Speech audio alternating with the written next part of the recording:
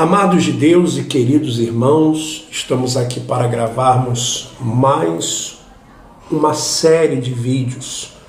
Hoje nós estamos aqui com Rafael Venâncio, que veio lá de Uberlândia. Obrigado, Rafael, pela sua disponibilidade, pela sua coragem de vir aqui gravar esse vídeo, dar a cara, porque estamos precisando de mais pessoas que façam isso. Muito obrigado. Eu que agradeço pela oportunidade. O Rafael vai falar da experiência dele na instituição Igreja Universal do Reino de Deus, como obreiro, como pastor, e também no PRB, como ele apresentou uma denúncia ao Ministério Público Federal de Uberlândia em relação a um vereador pastor lá em Uberlândia, tá? Para você que não me conhece, eu sou o Bispo Alfredo. Nós vamos conversar aqui então com o Rafael. Rafael, você chegou na igreja muito novo, né? Eu cheguei na igreja, era bastante novo. Na instituição Igreja Universal do Reino de Deus, com quantos anos? Eu fui a primeira vez com 11 anos de idade. 11 anos? E aos 13 anos fui morar na igreja. Com 13 anos você foi morar na igreja? 13 anos fui morar na igreja. Como assim você foi morar na igreja? É porque quando eu cheguei na igreja, né, eu fui, né, convidado por uma moça que eu conheci.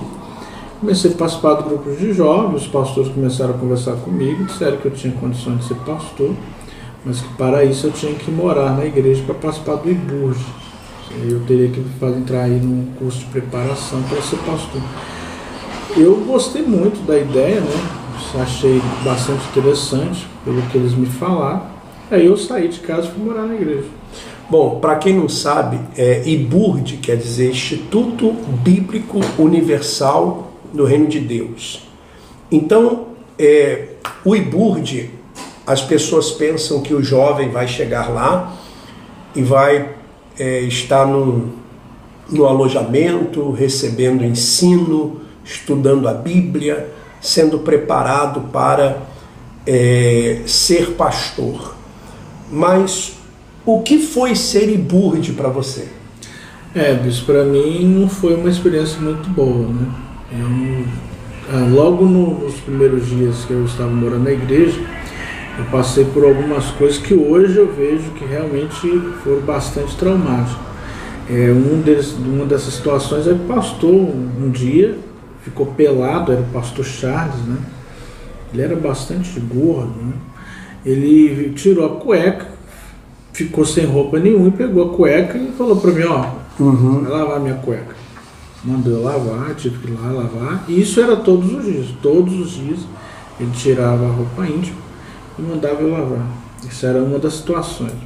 Minha mãe, inclusive, minha família nunca soube disso. Outra coisa que acontecia era que o pastor tinha mania, por exemplo, de ir para o banheiro, né, fazer suas necessidades fisiológicas.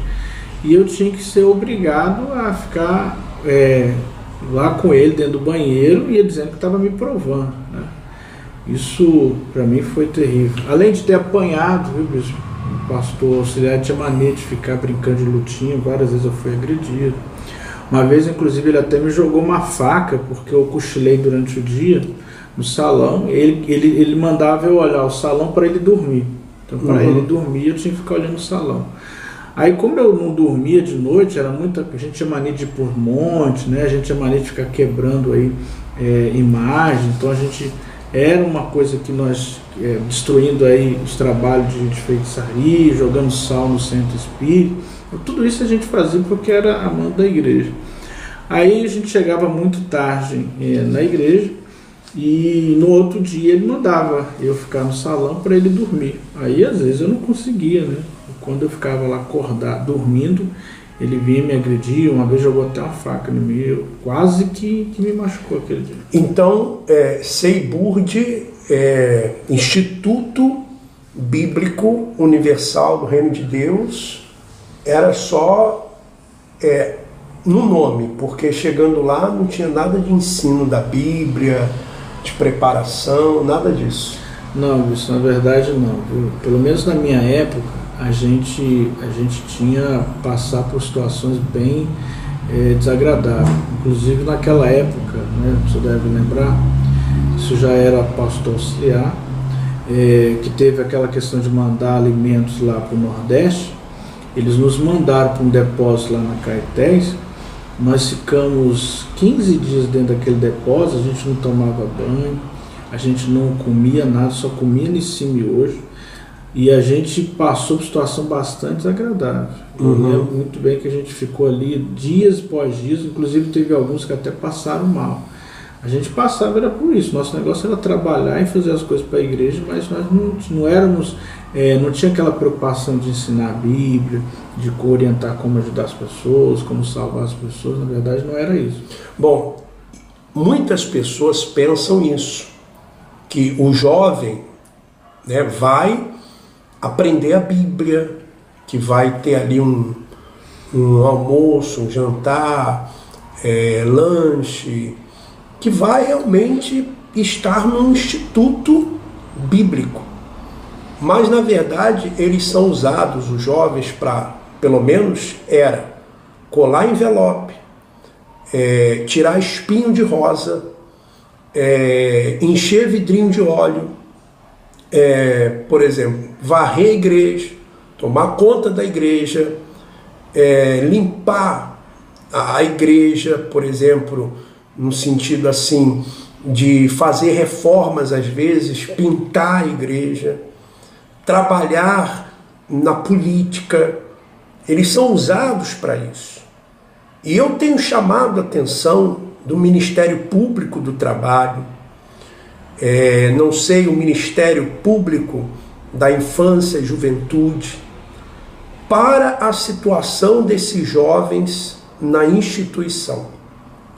E isso, o senhor Edir Macedo, bispo Edir Macedo, tem conhecimento disso. E sabe disso. E aprova isso, orienta isso.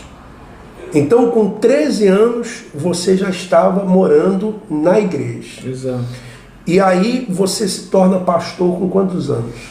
A minha primeira experiência como pastor auxiliar foi aos 16 anos. O pastor me chamou, o pastor Reinaldo, falou: você vai lá para a catedral, você vai ser para uma entrevista, e eu vou dizer uma coisa para os senhores. Hoje eu consigo ver dessa forma. Para mim também foi a pior experiência que eu tive na minha vida. Porque eu lembro que eu cheguei no dia da entrevista 10 horas da manhã, e a minha entrevista foi acontecer 8 horas da noite. Eu fiquei de 10 horas da manhã às 8 horas da noite em pé, numa fila, esperando para ser entrevistado. Depois que eu passei por essa entrevista, né, o bispo me fez algumas perguntas, perguntou se eu já tinha sido homossexual, perguntou se eu trabalhava, perguntou como era a minha família, né. Ele fez essas perguntas, aprovou, assinei a documentação e me disse que na quarta-feira eu deveria estar na igreja. E foi o que eu fiz.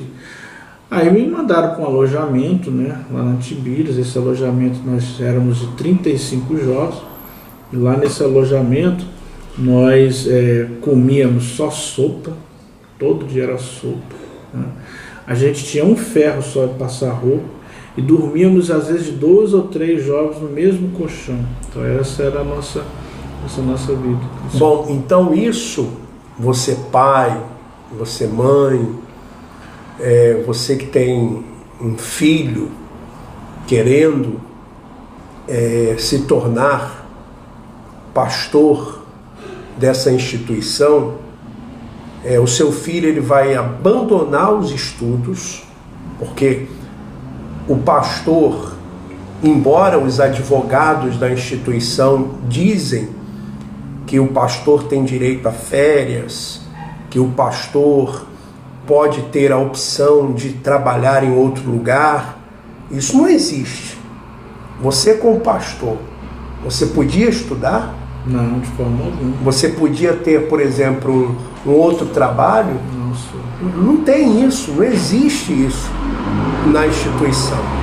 E o Bispo Macedo sabe disso. Ele sabe disso. Como é que foi assim a sua primeira igreja que você tomou conta?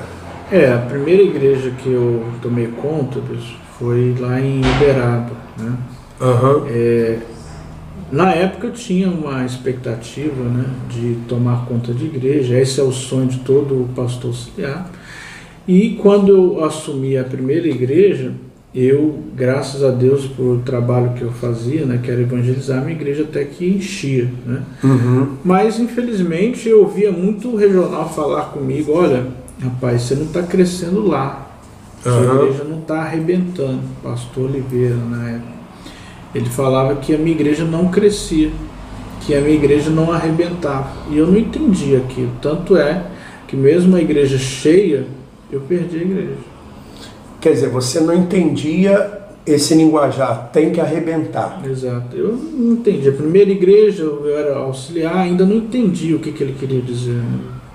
Aí você perdeu a igreja porque a igreja é cheia.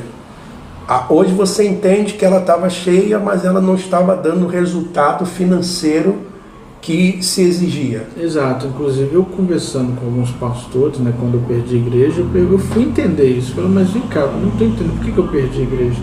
Ele me falou: rapaz, sua igreja, ela não está dando oferta, ela não está se sustentando, ela não tem como pagar aluguel, não tem como pagar sua ajuda de custo, sua igreja não está dando dinheiro. Então, é assim que eles fazem. Quando o pastor não cresce, eles tiram o pastor e colocam outro no lugar. Então, arrebentar, você que gosta de usar esse linguajar, arrebentar a instituição, né? O Bispo Macedo, quando fala arrebentar, ele está falando de dinheiro. Ele está falando de dinheiro. Então, quem arrebenta é quem cresce financeiramente, quem tira mais dinheiro, quem arranca mais dinheiro do povo nas campanhas, na fogueira santa. É assim. Você casou dentro da instituição Igreja Universal do Reino de Deus? Não, Bispo, eu fiquei aí tentando durante quase 7 anos que a igreja liberasse meu casamento, e inclusive eu estava com um problema sério, porque eu já estava com meus 23 anos, eu queria casar, né? Inclusive alguns pastores casados ficavam me provocando. A igreja nunca liberou meu casamento. E você saiu de pastor? Sim, eu fui tirado. Na verdade, eu fui tirado de pastor. Por qual motivo que você saiu? Olha, para ser sincero sobre isso, até hoje eu não sei exatamente o motivo. Eu só lembro que eu não era um pastor que arrebentava financeiramente. Então eu cresci a igreja, mas financeiramente eu não tinha essa visão de crescer, eu colocava e ganhava almas. E outro que eu estava com meus problemas de solteiro, eu não conseguia mais esperar, né? Na época eu falei pro regional que eu estava me masturbando, né? Eu tinha alguns problemas, e ele simplesmente virou para mim: você vai lá para a catedral. E como ele já via que eu não cresci, ele simplesmente falou que eu iria ser tirado da obra. Bom, aí você saiu da obra. Fui tirado. Muito bem, então vamos fazer uma pausa e vamos voltar aqui conversando com o Rafael. Inclusive ele trouxe documentos, né, até o protocolo aqui do Ministério Público Federal. Daqui a pouco nós vamos mostrar, mas vamos fazer uma pausa e já retornamos. Vamos em frente.